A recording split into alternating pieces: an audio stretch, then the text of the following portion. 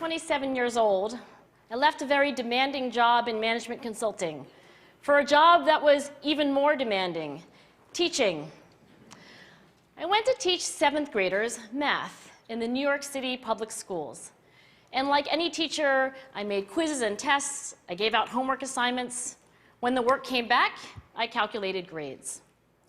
What struck me was that IQ was not the only difference between my best and my worst students.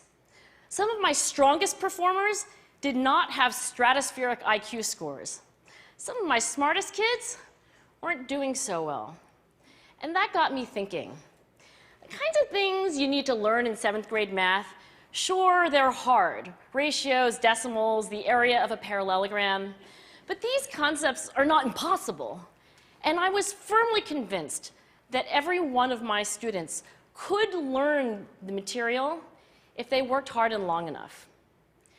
After several more years of teaching, I came to the conclusion that what we need in education is a much better understanding of students and learning from a motivational perspective, from a psychological perspective.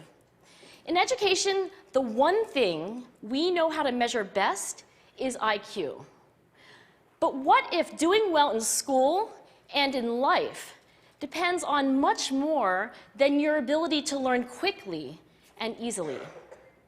So I left the classroom and I went to graduate school to become a psychologist. I started studying kids and adults in all kinds of super challenging settings.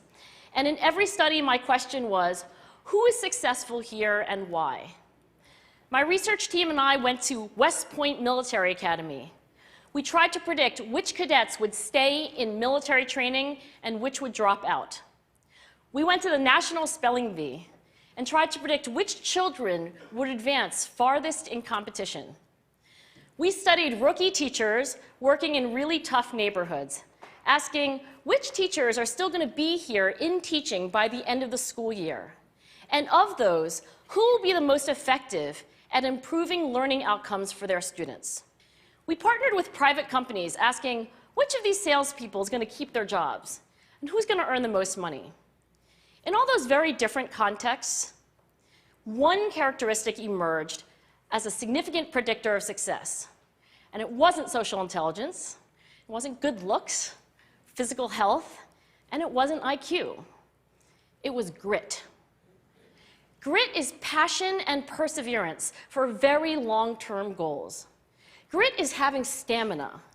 Grit is sticking with your future, day in, day out, not just for the week, not just for the month, but for years, and working really hard to make that future a reality. Grit is living life like it's a marathon, not a sprint. A few years ago, I started studying grit in the Chicago public schools. I asked thousands of high school juniors to take grit questionnaires, and then waited around more than a year to see who would graduate.